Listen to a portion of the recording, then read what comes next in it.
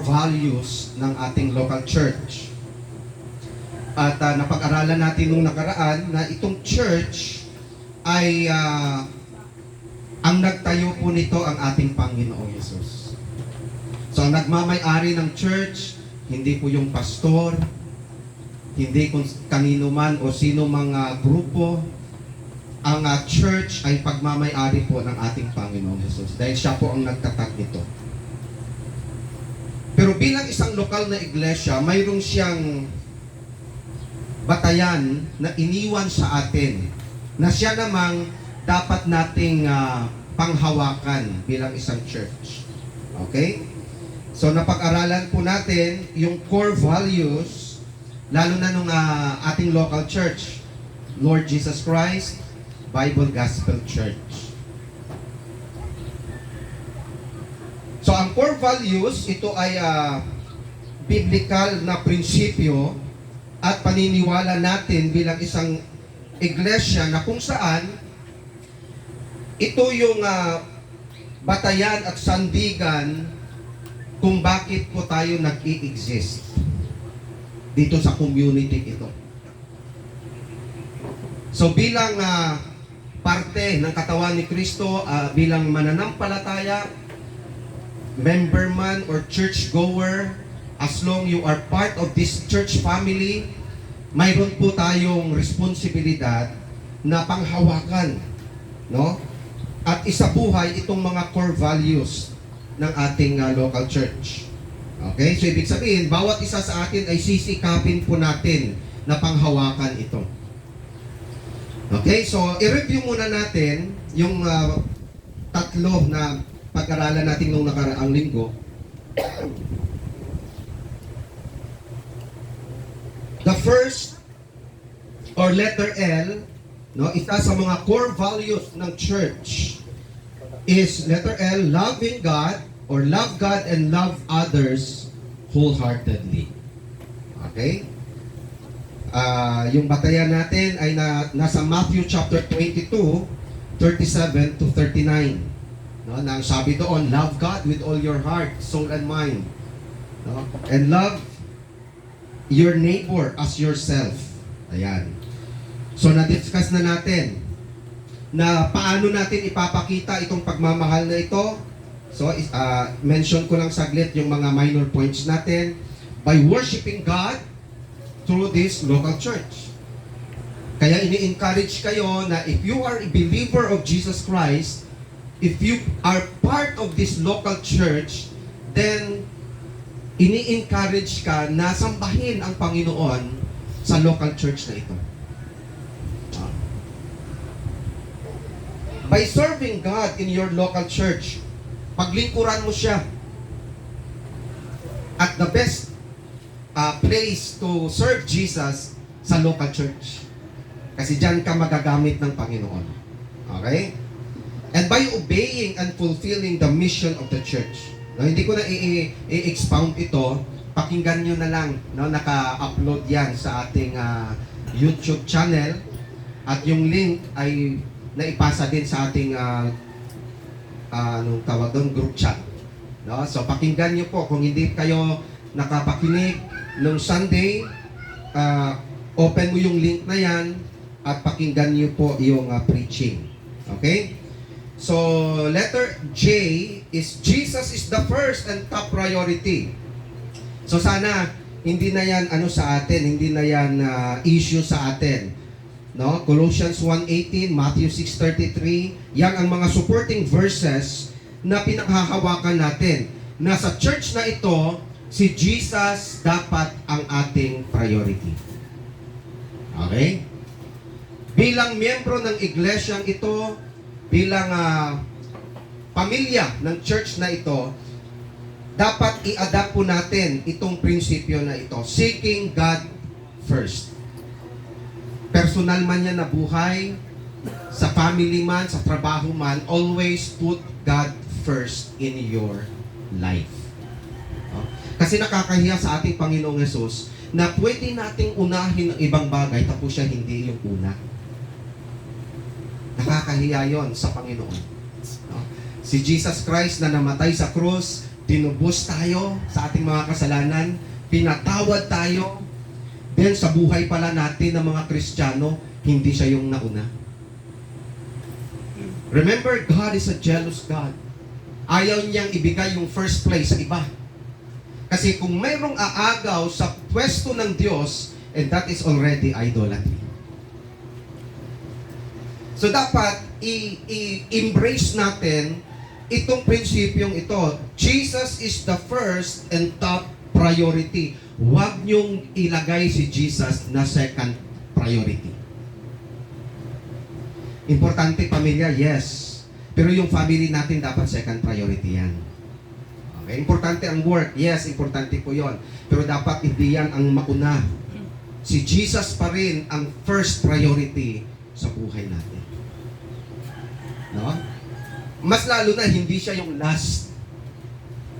Minsan ano na lang Lord, sorry ito na lang kasi yun Ito na lang yung maibigay ko sa iyo. No? Even in our giving, nagre-reflect ang ating love sa Panginoon. No? Lord, ito na lang kung ano yung pinaka maikli at pinaka konti, yun ang ibibigay natin kay Lord. Di ba dapat we give our best for Jesus? May isang kanta na hindi ko makalimutan. Kinantayan ng mga bata doon sa Visayas. 100%, yun yung title ng song. 100%, 100% at a time.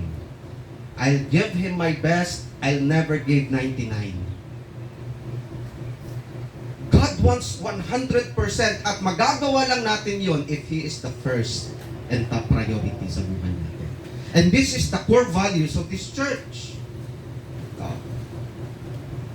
Now let me give you an example. What if dumating sa punto na nagkaroon ng conflict yung ating yung oras natin sa Panginoon at yung ibang mga bagay? Sino or ano ang uunahin natin? Minsan, sasabihin natin kay Lord, Lord, naintindihan mo naman siguro. Yes, may mga panahon na sometimes hindi natin maiwasan. Sometimes emergency and we have to consider that. Pero kung every Sunday, palagi kang may rason, Lord, pasensya ka na. Kasi mas importante ito. You know what? If Jesus is the first and top priority, gagawa ka ng paraan. Lord, hindi pwedeng ikaw ang pangalawa. Hindi pwede, Panginoon, ikaw yung last. You must be the first in my life. Amen? Yan ang ating prinsipyo na dapat panghawakan.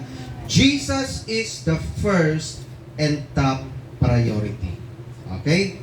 Letter C, na pinag-aralan natin nung nakaraan, Christ-centered and Spirit-filled Christianity.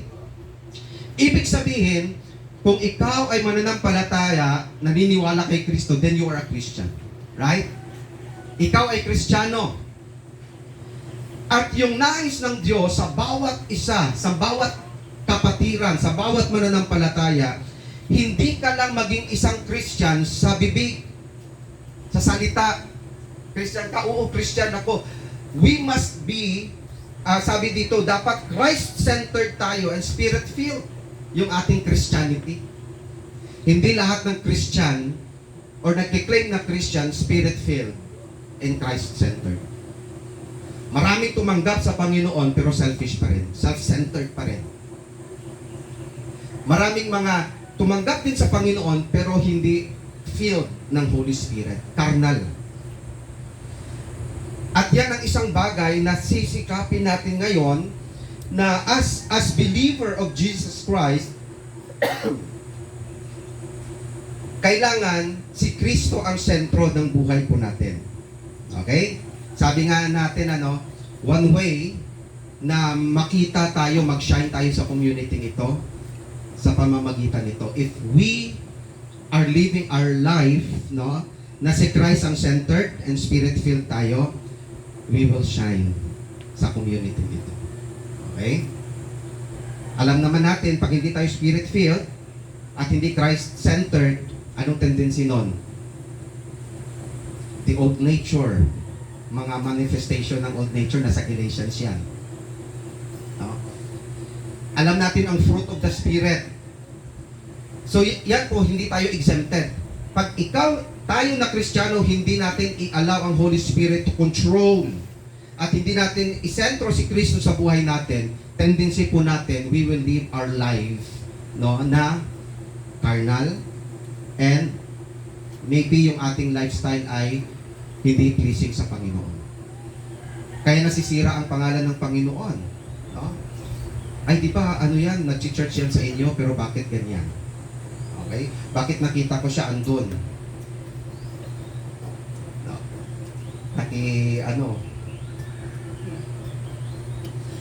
Alam nyo, bilang Kristiyano, para maingatan ang testimony ng Panginoon. No? Sabi ko, last time we bear the name of Christ. May mga lugar na dapat nating iwasan. May mga bagay na dapat nating iwasan para lang hindi mapahiya ang Panginoon. Pag napahiya ang Panginoon, mapapahiya ang local church. Pag napahiya ang pangalan ng Panginoon ng local church at testimony ng local church, sino pang maniniwala sa ipinapangaral natin? Pag Christ-centered ang isang Kristiyano Spirit-filled, alam niyo ano resulta nun? Transformation. Makikita ng community na pag ang tao ay nakakilala sa Panginoon, may pagbabago. Okay? Christ-centered and Spirit-filled Christianity. So ito yung tatlo na ating pinag-aralan nung nakaraan. Ituloy po natin. LJC. Anong next? B. The Bible is the only and final authority. The Bible is the only and final authority. 2 Timothy chapter 3 verse 16 and 17. 2 Timothy chapter 3, 16 and 17.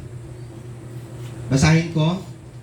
All scripture is God-breathed and is useful for teaching, rebuking, correcting, and training in righteousness so that the servant of God may be thoroughly equipped for every good work. Binasa ko siya sa isang translation. Pero sa King James, all scripture is given by inspiration of God and is profitable for what?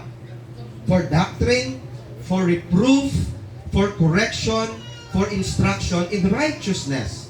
Verse 17, that the man of God may be perfect, thoroughly furnished unto all good works.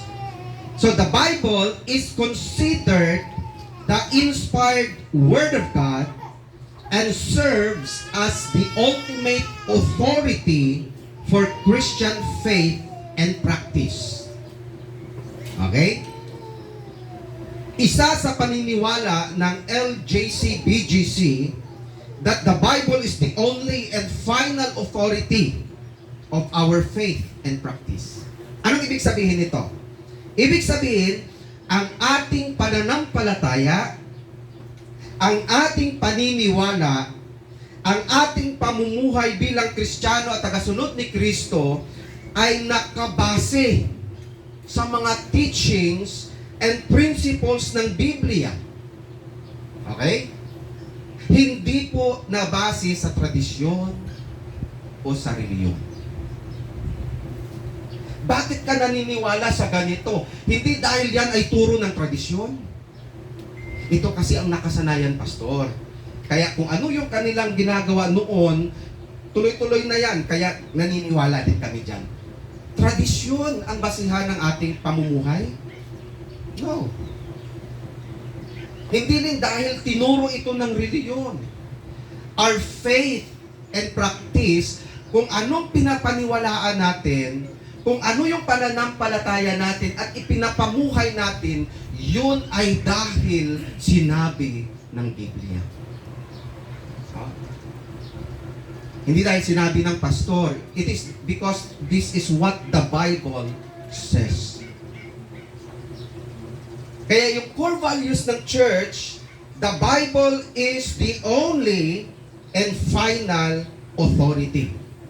Ibig sabihin mga kapatid, ganito, kung ang Bible nagsasabi, kasalanan ito, then kasalanan talaga yan.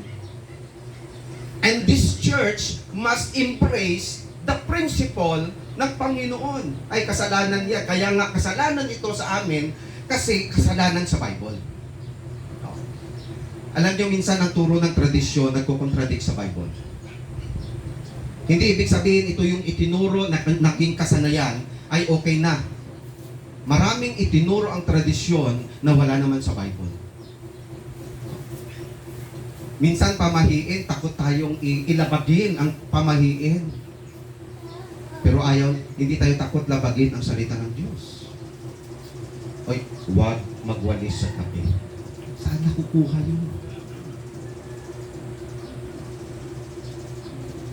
Minsan mas pinanghahawakan pa natin yun. No? Tapos may narinig ako, no? Usap-usap kami ni Jong eh.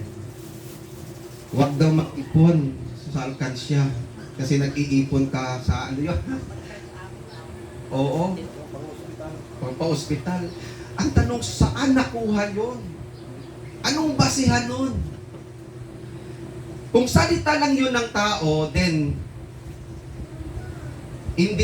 hindi natin pwedeng panghawakan kung salita lang ng tao. Pero kung salita yan ng Diyos, yun ang dapat mong panghawakan. Minsan takot tayo, no? Kasi yan na kasi naituro eh.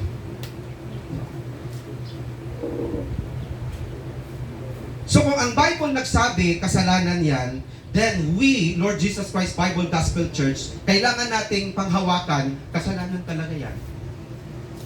Magalit ka man o hindi, sabi ng Bible, kasalanan eh. Hindi rin natin pwedeng itolerate. No? Minsan gusto pa natin, no? Importante marami tayo pastor. So wag ka nang mag-preach tungkol sa kasalanan kasi baka umalis. Now, ang tanong, kaninong church ito? Kay Jesus. At sabi ng Bible, si Jesus Christ, alam mo yun, ang isa sa pinakamalaking accountability ng pastor. Kasi ihaharap ang church balang araw, sabi ng Panginoon, spotless without wrinkles. Sa kasal, sino ba yung naghihintay sa parang? Ha? Yung groom. Sino yung lumalapit? Yung bride. You know what? Yung church, hindi lang siya body of Christ. The church is the bride of Christ. Alam niyo yung rapture? Picture yan ng marriage. Na si Jesus Christ sa rapture andun sa langit, ay sa alapaap. Then the church sasalubungin ang kanyang groom. At haharap tayo sa ating groom. Ang gusto ng Diyos sa kanyang church, spotless without wrinkles. Kaya accountable kaming mga pastor, anong ginawa mo sa church ko? Bakit nyo itinolerate yung immorality? Bakit nyo itinolerate yung kasalanan? Tingnan nyo ngayon yung church ko, batik-batik. Kaya minsan ang mga pastor na misinterpret, si pastor nagpe-personal. No. Because God wants His church to be pure. At paano mangyari yon? Through His Word, doon tayo nare-refine sa pamamagitan ng salita ng Diyos. Okay? Let me give you an example. The Bible teaches us to repent and turn away from sinful lifestyle and start living in holiness. Turo yan ng Bible. Turo ng Bible na kung ikaw ay Kristiyano, kung ikaw ay mananampalataya sa Panginoon, ang gusto ng Panginoon na tayo ay magsisi at talikuran po natin yung makasalanang pamumuhay.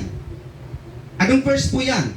Acts chapter 3 verse 19. The Bible says, repent therefore and turn back that your sins may be blotted out. 1 Peter 1:15-16, sabi ng Bible, but as He who called you is holy, you also be holy in all your conduct, since it is written, you shall be holy, for I am holy. Kung ang local church na to, local church ng Panginoong Jesus, then God wants His church to be holy.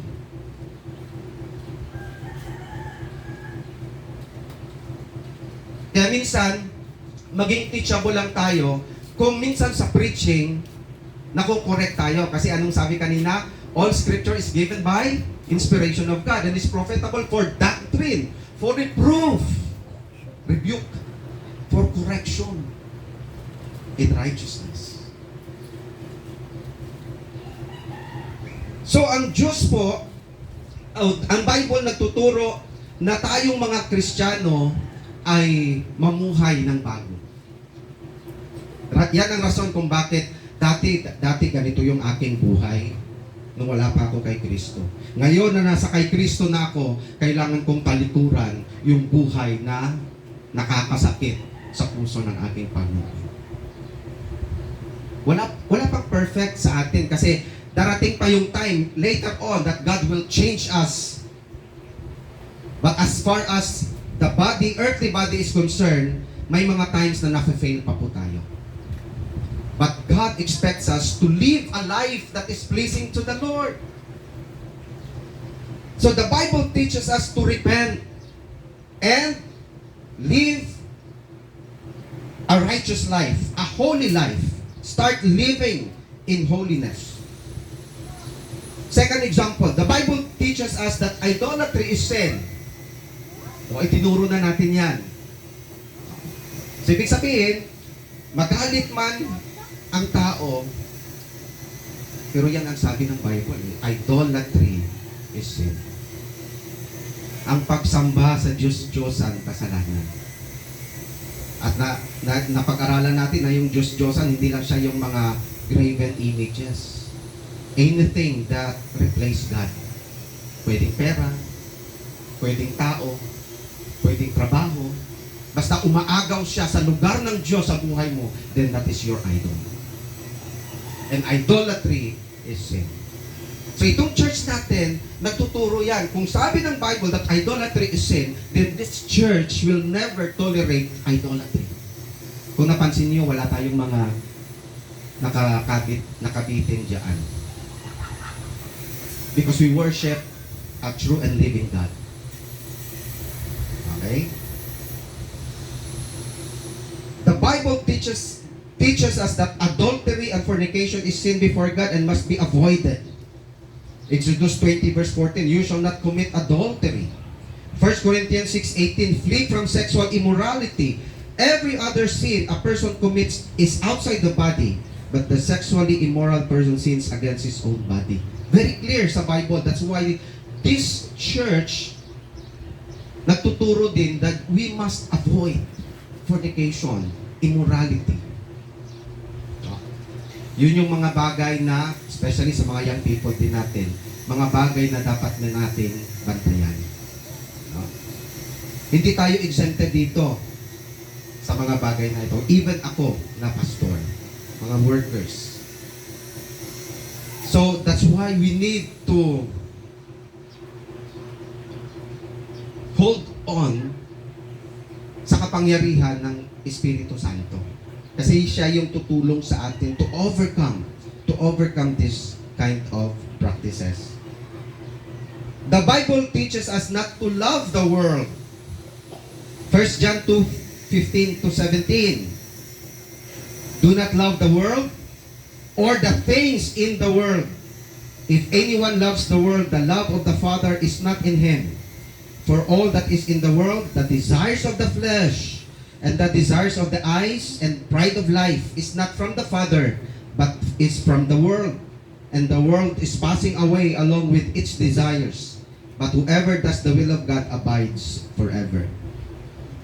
So ang Bible, very clear po yan, na huwag nating mahalin ang mundong ito or ang mga bagay sa mundong ito. Love not the world. Ibig sabihin, kung ano man yung mga bagay, yung sistema ng mundong ito, pag minahal mo na ang mundo, sabi ng Bible, if anyone love the world, is make himself an enemy of God. Bakit? Sino ba yung God of this world? Si Satan. So if you love the world or the system of this world, you are saying, I love Satan. Tingnan niyo po, lahat ng mga bagay dito sa mundo, mga bagay yan na pwedeng magpalayo sa iyo sa Panginoon. So kung ikaw or tayo na Kristiyano, yung pagmamahal mo ay nasa sanlibutan pa, delikado. No? Kasi darating yung time, baka mawala ka sa paglilingkod sa Diyos. Yan ang nangyari kay Demas. No? Iniwan niya si Paul dahil sa pagmamahal niya sa sanlibutan. The Bible teaches us not to join together with unbelievers.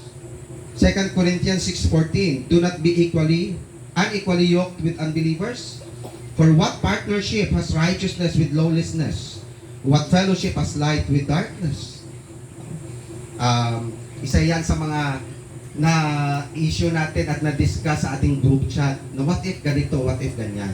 At malaking bagay yan kasi doon sa group chat natin, nagli-learn tayo doon. No? As much as possible, no? Lalo na kung ikaw ay single. Kung life-type partner ang hahanapin mo, hanapin mo yung anak ng Diyos. Hanapin mo yung anak ng Diyos. Okay lang ba na magsama yung kambing at tupa? Spiritual father mo, yung Diyos Ama. Tapos siya na hindi pa Kristiyano, sino yung spiritual father niya? Si Satanas. Anong nangyari? Parang nagkumpare yata At sabi dito, hindi pwedeng magsama yung light at darkness. Spiritually speaking, ikaw spiritually alive, katabi mo spiritually dead.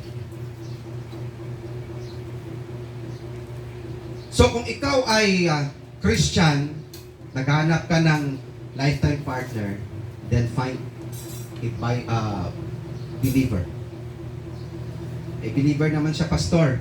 Pero hindi naman ibig sabihin believer siya. Hanapin mo yung believer talaga na nagmamahal sa Diyos. Paano yan, pastor? Kung bago ako na Christian, nagsama na kami.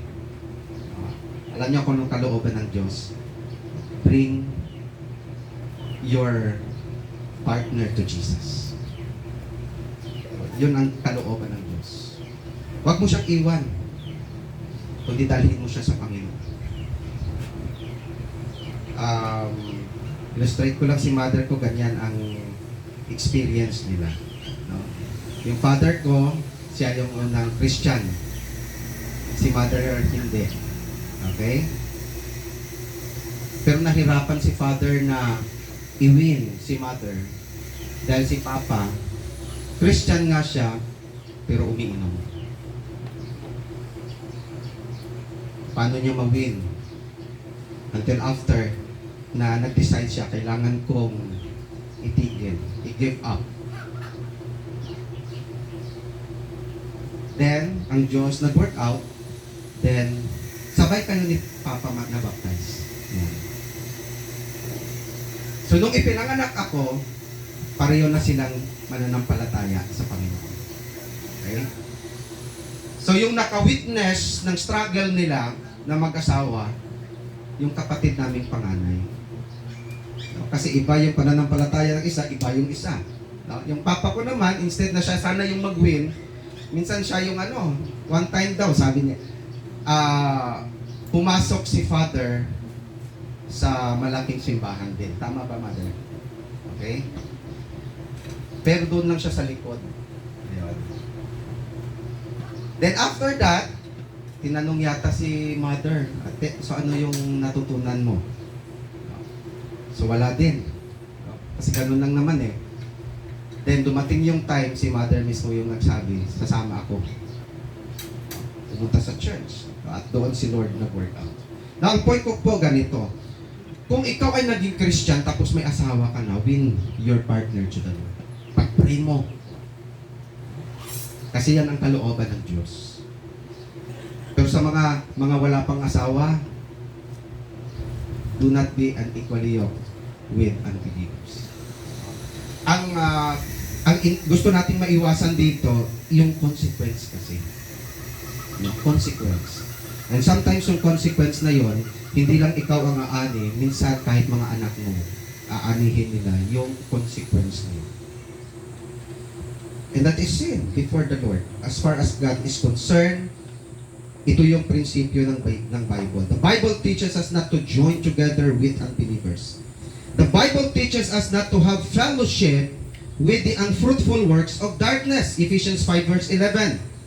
Take no part in the unfruitful works of darkness, but instead expose them. Yun ang dahilan kung bakit tayo na mga Christians, itong local church natin, hindi tayo nakiki-participate sa gawain ng mundo. Okay? Maybe may mga churches na okay lang sa kanila yung gawain ng mundo, ganun din ang gagawin nila. Yung uso ng mundo, ginawa nilang uso din sa church. Mayroon akong nakita na parang video, ano lang yon, na sa loob ng church worship service, nakitiktok sila. Can you imagine that? May sayaw-sayaw sila doon na parang nagtitiktok sila. Worship yun. Okay lang ba na i-adapt natin yung style ng mundo para lang mawin natin ang tao? Doon nagkakaroon ng conflict minsan pagdating sa music. Kasi ang hilig ng mga young people, rock music. Ganon. Ngayon, ang ginawa ng mga churches, para mawin natin ang young people, what if dalhin natin yung style ng mundo? Kaya nagkaroon ng Christian rock music. Para mawin lang, inadapt nila yung style ng mundo. Pero nung sabi ng Bible, be separate. Hindi kailangan i-adapt natin ang style ng mundo para lang mawin natin ang mga tao. Para mawin natin ang mga tao, isa lang ang solusyon dyan. Share Jesus to others. Okay? So, ang challenge sa atin, you must read your Bible daily. Amen? Read your Bible daily. You must study the scriptures diligently. So bilang anak ng Diyos, mayroon kang responsibilidad. Basahin mo ang Bible.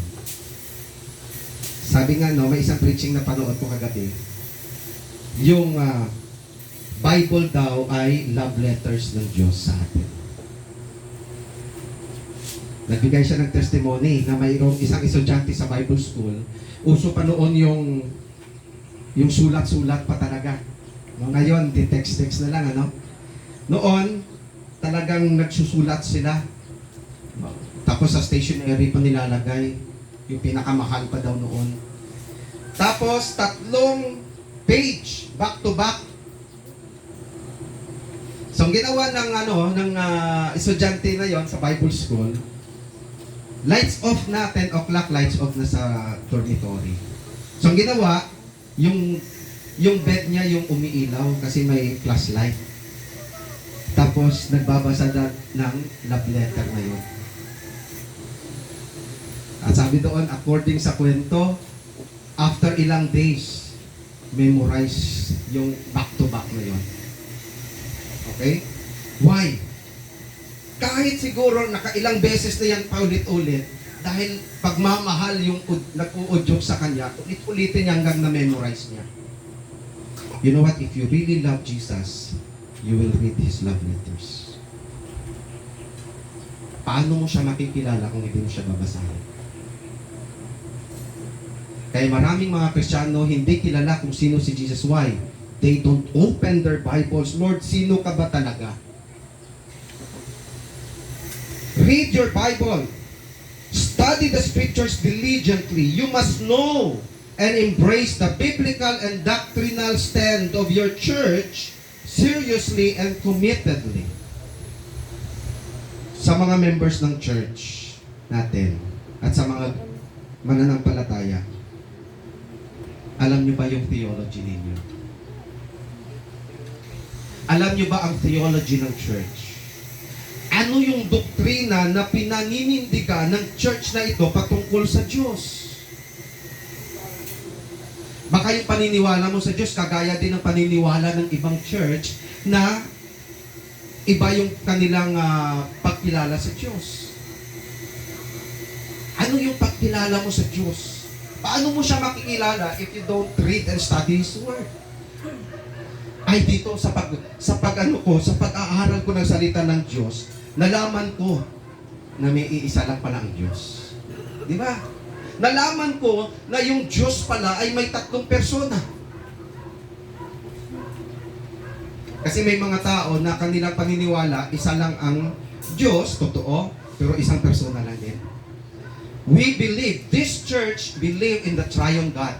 Isa lang ang Diyos, pero tatlo ang persona na nagmamanifest siya sa tatlong magkakaibang persona. Father is not the Son. Son is not the Holy Spirit. The Holy Spirit is not the Father. But Father is God. Jesus is God. The Holy Spirit is God. But there is only one God. Pastor, nakakalito. Totoo yan. Yan ang Diyos eh. So dapat alam mo ang theology ng church na ito. Ano bang yung pinaniniwalaan ng church na to patungkol sa Diyos? Ay ang Diyos mapagmahal. Pero hindi lang po mapagmahal ang Diyos. Always remember, ang Diyos banal. Kaya nga hindi niya pwede i-tolerate ang kasalanan. Kung ang Diyos ng ibang church, okay lang yung ganitong mamuhay sa kasalanan, then iba yung Diyos, ibang yung Diyos natin sa kanila. Dahil ang Diyos natin, mapagmahal, mapagpatawad, pero ang Diyos natin, banal, matuwid. You must know the theology of this church. Yung doktrina patungkol kay Kristo, no? Kaya nga may subject tayo na, may doktrina tayo na Christology, the doctrine or the study of Christ. Mayroon tayong pneumatology. Ano yung pneumatology sa mga student natin? The doctrine of the Holy Spirit. Soteriology, the doctrine of salvation. Ano yung salvation? Mga Christians ito.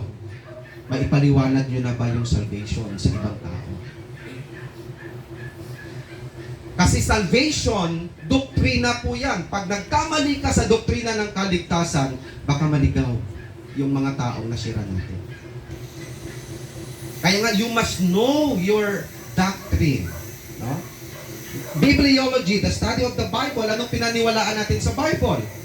No, yung Bible na pinaniwalaan natin, 66 books. No?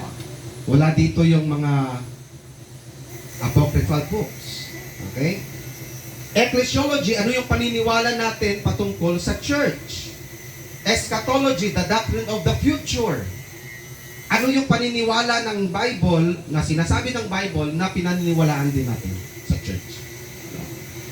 Kaya challenge ito, lalo na sa bawat miyembro ng LGC-PGC. No? Sa mga members ng church, kayo dapat ang mas nakakaalam ng doktrina ng church natin. No? Kasi mas nakakaya, no, na mas marami pang alam na doktrina yung churchgoers. Kasi mas nag-aral sila ng Bible. Mas marami silang alam kasi mas nag-dig up sila. Pero ikaw na member ng church, you must be equipped, no, sa doktrina na pinanghahawakan po natin. Maging masipag ka sa pagbabasa, pag-aaral ng Bible. Personal ka na mag-dig up, mag-aral ng Bible doctrines, of course, sa gabay ng Espiritu Santo. Totoo, mahirap intindihan ng Bible, tama? Mahirap.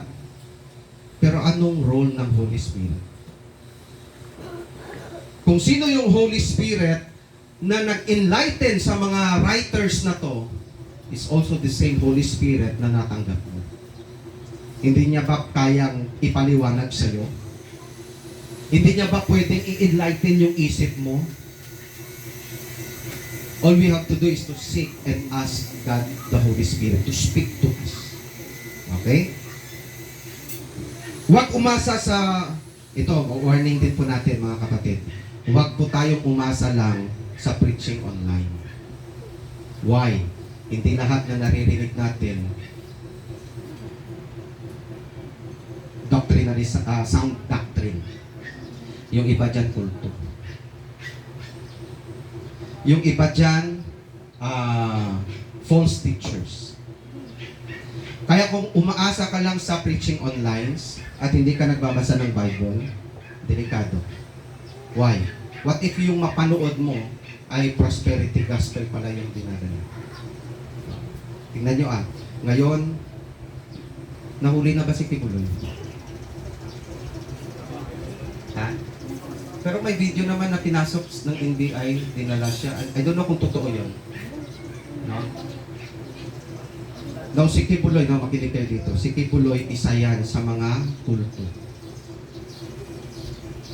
Nagbigay na ng warning si Jesus na in the last days, many will say, I am the Christ. At siya, si Kibuloy, isa siya sa nagsabi, ako si Jesus. Tingnan nyo ang daming tagasunod followers ni Kibuloy. Isang halimbawa lang po yan na yung mga tagasunod ni Kibuloy hindi nagbabasa ng Bible. Why? Kontento na lang sila kung anong sasabihin ni Kibuloy. Ito yung sasabihin, ako, may napanood kayo, sabi niya, dumaan kayo sa akin para kayo ay magpunta sa langit. Yung sabi niya. Dumaan daw sa kanya. Kasi pag hindi ka dumaan sa kanya, hindi ka pupunta sa langit. Tapos yung mga tagasunod niya, amen, amen. Alam mong hindi nagbabasa ng Bible yun. Kasi may warning na si Jesus Christ, mag-ingat kayo, take heed that no man deceive you. Dahil sa mga huling araw, maraming nagsasabi, ako si Kristo. Hindi pa nila nabasa yon? Isa lang yon sa mga patunay that yung mga Christians o tagasunod nila, they don't know their Bible. Kasi kung anong sasabihin ng leader nila, okay na yun. Yes, Pastor, yun ako. Kaya dito, please bring your Bibles, kapatid. May Bible ba kayo? Bring your Bible. Every time may preaching tayo, open your Bible. Okay ba yan? Para malaman nyo na yung sinasabi ko, andyan, hindi ito naman pala sa Bible. Hindi lang ito sabi-sabi ni Pastor. No? So bring your Bible. Read your Bible. Study your Bible. Huwag mahiyang magtanong. May right med ba? Pastor, hindi ko maintindihan itong verse na to. Na-appreciate ko yan pag may mga nagtatanong. Kung hindi natin alam, hayaan natin si Lord. No? Sabi ng Bible, secret things belongs to God. No? Hindi lahat maintindihan natin. But someday in heaven, i-reveal ng Panginoon. So huwag kang mahiya na magtanong, mag-aral ka ng salita ng Diyos, higit sa lahat, isabuhay mo ang salita ng Diyos. Because the Bible is the only and final authority of our faith and practice. At yan ang isa sa mga core values po ng church. No? So, malinaw ba, mga kapatid? Naintindihan ba natin yung core values natin? No? Na-appreciate ko yung churches, mga Christians na hindi kinakahiya na magdala ng Bible every Sunday. No? Minsan alam ko, tinatamad tayo magdala. May Bible naman kayo. Minsan, nasa cellphone. Kailang instead na Bible lang buksan, Facebook. Kaya iwasan po natin yon. Give respect to the Lord. Lord, it is your time. Ito yung time mo ngayon, so I have to respect. Kung ito yung time na pakikinig, pag-aaral ng salita ng Diyos, so makikinig po ako. Yeah. Minsan, pag medyo hard ang preaching, nagiging close agad yung ating puso at isipan. No? Ano na lang yung ating ginagawa. Hindi na tayo nakikinig, hindi na tayo nakafocus. Why? Kasi natatamaan tayo. Kung natatamaan ka ng preaching, praise the Lord. Why? That is what we call conviction. May gustong baguhin si Lord sa. Okay? Second to the last. No, tapusin na natin ito. Letter G. Give heartily, cheerfully, and generously for God's work and church ministry. Okay? 2 Corinthians 9 verse 7, each of you should give what you have decided in your heart to give, not reluctantly or under compulsion, for God loves a cheerful giver. Giving generously and cheerfully is a reflection of gratitude for what God has done for us and a recognition that everything we have ultimately comes from Him. Yung ating pagbibigay pala, ito po ay refleksyon ng pagpapasalamat po natin sa lahat ng ginawa ng Diyos sa atin. Unang-una, kaligtasan. Pangalawa, eternal life. Pangatlo, pagpapatawad. Sa lahat ng ginawa ng Diyos sa atin, ito po ay manifestation. Okay? At ito din ay pagkilala na lahat ng meron tayo galing sa Kanya. He is the source of all the blessings. Now, habang ikaw ay lumalago sa relasyon mo kay Lord, lumalalim din ang pagmamahal mo sa Diyos at sa Kanyang iglesia. Ulitin ko, makinig kayo dito. Habang ikaw ay lumalago sa pagmamahal mo kay Lord, di ba yung una natin is love God? Habang ikaw ay lumalago sa Panginoon, lumalalim ang pagmamahal mo sa Kanya. At lumalalim din at natutunan mo rin mahalin ang Kanyang iglesia. Kasi the church is the body of Christ. Okay?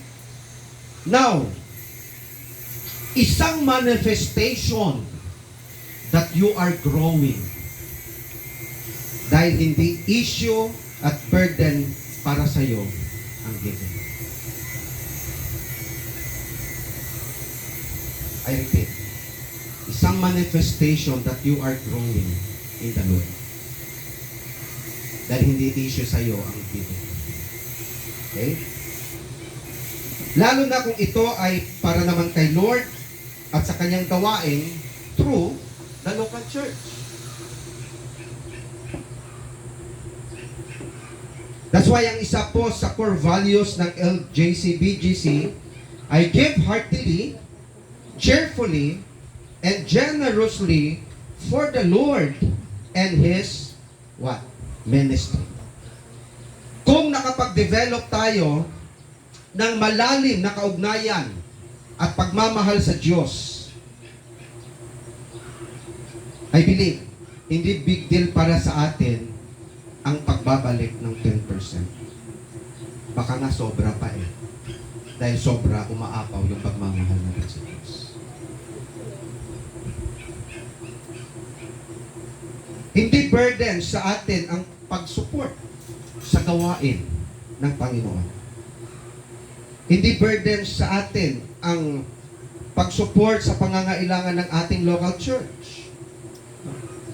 Now, ang gusto lang po ng Panginoon, mga kapatid, na matutunan po natin na sa ating pagbibigay, no, whether ito man ay tithes and offering, we must learn to give heartily, cheerfully, and generously. Heartily meaning galing sa puso. Na every time tayo po ay magbigay sa Panginoon, dapat galing sa puso. Sabi dito, not reluctantly or under compulsion. Give cheerfully. Dapat masaya tayo na nagbibigay para sa Panginoon. Kasi pag hindi na tayo masaya, then hindi rin natutuwa ang Diyos sa ating giving. Diba? Give generously dahil katangian din po ito ng Panginoon. Na siya nga, hindi niya inisip or hindi niya pinigilan ibigay ang kanyang bukong na anak para sa atin. So, anong challenge sa atin as bilang mga mananampalataya? Kung pinagpala ka ni Lord ngayon, then learn to share your blessings to others as well. Ganon yung principle ng Bible. uh, if you are blessed by God, may kanta nga, no? We've been blessed to be a blessing. Minsan, binibless ka ng Panginoon, yun pala, instrumento ka para i-bless din ang ibang tao. Kung pinagpala ka ng Diyos, kung pinagpala ng Diyos ang work mo, kung mayroon kang business, pinagpala ng Diyos ang business mo, then try to support the needs of the ministry. Yun yung isang bagay na ma-develop sa church. Alam nyo, itong local church natin, dapat ma-learn ng church ang self-dependent and self-supporting. Hindi tayo katulad ng ibang church na pupunta sa labas, tapos andito yung nagpe-preach, may nagkukolekta doon sa kalooban. Naranasan niyo ba yan?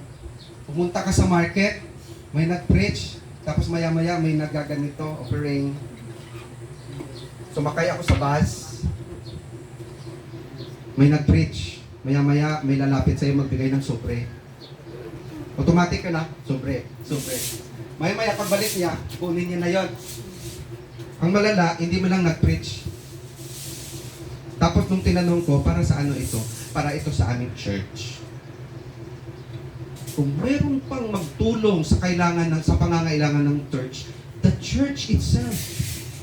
Hindi yan responsibilidad ng mga tao na hindi naman kaanib ng church. Kung meron pang pwedeng tumulong sa pangangailangan ng church, kayo yun. Hindi naman pwede na, Mayor, magsolicit kami, Mayor. We discourage yung pagsusolicit. Why? Parang pinamukha mo sa mga unbeliever, hindi kaya ni Lord na mag-provide. We pray for God's provision. Lord, please provide my needs. But take note, be a part of God's provision by sharing your blessings to those in need, and surely God will reward your generosity. We pray for God's provision, pero sometimes we don't want to be a part of God's provision. Kung binibless ka ng Panginoon, then alalahanin mo si Lord. Lord, thank you for this blessing. Maliit man yan, pero malaking tulong yan para sa iyong gawin. Amen? Kung ikaw ay pinagpala, then learn to support your local church. Pwede rin tayo mag-sponsor kung tayo ay blessed ng Panginoon. Pwede rin tayo mag-donate para sa need ng church. Diba, na-bless tayo ngayon. Lord, na-bless ako ngayon. Biniless ako ng Panginoon. Ano bang pwede kong maibigay sa gawain ng Panginoon? Pastor, akong bahala sa sa snacks ng mga bata natin. Kasi biniless ako ng Lord. Hallelujah. Because you learn to give for the Lord. Okay. Last time, may mga bisita tayong pulis. Alala nyo? Tapos yung pulis na yon, nakita nila yung need ng church. Siguro that time, hindi sila natamaan ng electric fan. The following, nagpupunta sila, may bit-bit silang electric fan. Unbeliever yun, ha? Hinipo sila ng Panginoon. Dahil ang laki naman ng mga sweldo nyo, what if yung isang electric fan para sa gawain ng Panginoon? Para sa pangangailangan ng church. Ginawa nila yun. So, yun nga, mayroon initiative yung mga di mananampalataya. How much more tayo po? If you are blessed by the Lord, Pastor, hindi ko sinasabi kailangan maging mayaman ka to give to the Lord. Kahit sa simpleng paraan, you must learn to give for Jesus. Why? Ano sabi ng Bible? It is more blessed to give than to receive. Nabanggit ko itong illustration noon nung nasa Aklan kami. May naglalako ng yung walis tambo. And during offering, wala pa naman siyang benta. Pero lumapit siya sa yung kasi hindi ganito parang plate siya. Lumapit siya sa harap, yung isang walis, nilagay niya sa gitna. Bigay ko yan sa church.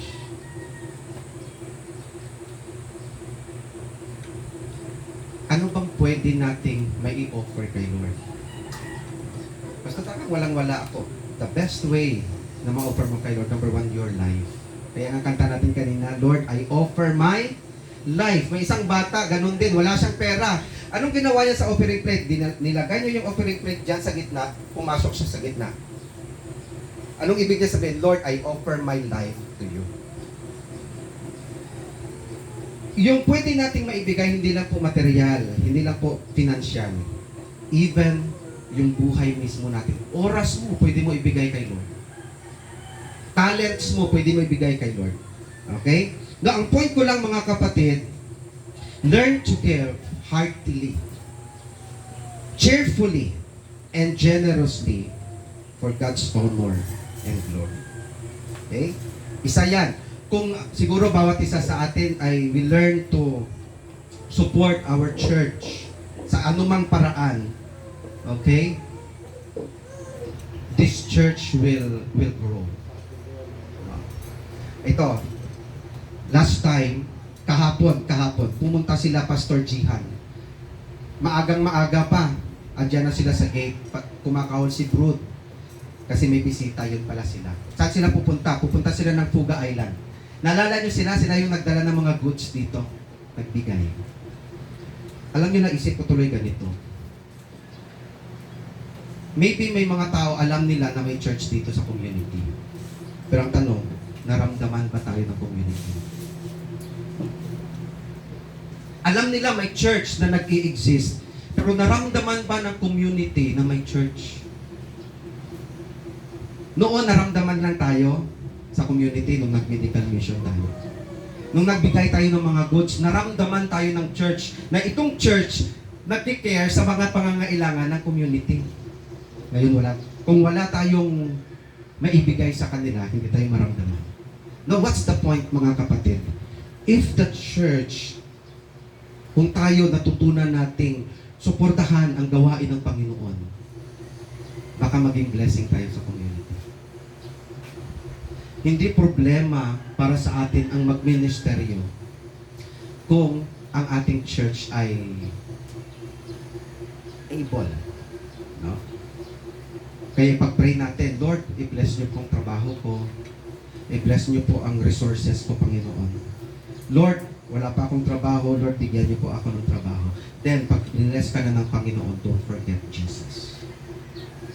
Maraming mga Christians, bago sila nagkaroon ng trabaho, faithful sa Panginoon. Nung nagkaroon na ng trabaho, nakahawak na ng malaking pera, hindi na naalala si Jesus. Sa anong result? Many churches nagsistruggle. Why? Because the church, they don't learn to give for Jesus. Okay? Si Jesus po hindi niya kailangan ng yung pera natin, mayaman siya eh. Pero kailangan ng ministry, ng church niya. Yung support. Okay? Give heartily, cheerfully, and generously for God's ministry and work and ministry. Lastly, commit to the Lord's work and church ministry for His honor and glory. 1 Corinthians 15:58. Therefore, my dear brothers and sisters, stand firm. Let nothing move you. Always give yourselves fully to the work of the Lord, because you know that your labor in the Lord is not in vain. This verse encourages believers to be steadfast and dedicated in their service to God, knowing that their efforts are not in vain and are ultimately for His glory. So, application natin, and I will close in this. If you are a Christian, member, churchgoer, be faithful in the work of the Lord. Be faithful. Be committed to the Lord and to your local church. And be ready and available for the Master's use. Ibig sabihin, magpagamit ka rin sa Panginoon. Be committed in serving Him. Lord, ano bang pwede mong magamit sa akin to expand your ministry? So be committed to the work of the Lord, to His ministry. Get involved in the ministry. Okay? So hindi lang po kayo church goers, but later on you will become part of the ministry. Alam niyo, sa mga disciples ni Jesus Christ, kung di ako nagkakamali, si Andrew, Hindi siya yung katulad ni Peter na spokesperson. Si Andrew, alam niyo yung ministry lang ni Andrew? Siya lang yung taga-invite. Bakit nakakilala si Peter kay Jesus? Dahil sa kanya. Okay? Sino yung nagdala ng tinapay, ng bata na mayroong tinapay at isda kay Jesus? Si Andrew din. Na anong point ko? Minsan kahit yan lang ang ministry mo, taga-akay ka lang. Taga-invite, ang galing mong mag-invite.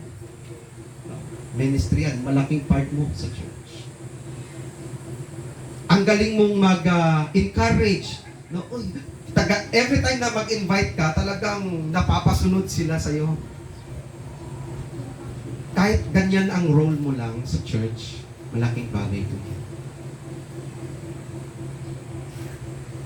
Na-appreciate ko minsan no sa mga gawain natin, even sa setup natin sa church. Malaking bagay po 'yan. Kahit yung ano lang yun ng mga upuan, napakalaking bagay po 'yan. You make yourself part sa ministry. Okay? Commit to God's work and ministry for His glory. So ito po yung 6 mga kapatid na mga core values ng ating local church. No? Basahin natin ang 6 na ito. Letter L, go. Love God, love others wholeheartedly. J, Jesus is the first and top priority. C, Christ-centered and Spirit-filled Christianity. B, Bible is the only and final authority. Give heartily, cheerfully and generously for God's work and ministry. And last, commit to the Lord's work and church ministry for His honor and glory. Father, tulungan niyo po kami bilang isang iglesia, mapanghawakan namin, O Diyos, maisabuhay po namin ang mga core values na ito. Tulungan niyo po kami, Lord God, na maingatan ang inyong testimony through this local church. And help us, Lord, na bilang parte ng iglesyang ito, magawa namin, O Diyos, ang aming mga responsibilidad. Whether kami man ay miyembro ng church na ito or parte ng pamilya ng church na ito, Panginoon. Bless your church, Lord God. Make us a channel of blessing sa community ito. And by your grace, tulungan niyo po, Panginoon, na maisabuhay namin ang lahat ng ito. This is our prayer in Jesus' name. Amen. Okay, so may bisita tayo ngayong umaga. Awan pa eh. Okay, this morning, Happy Mother's Day sa ating pong mga nanay,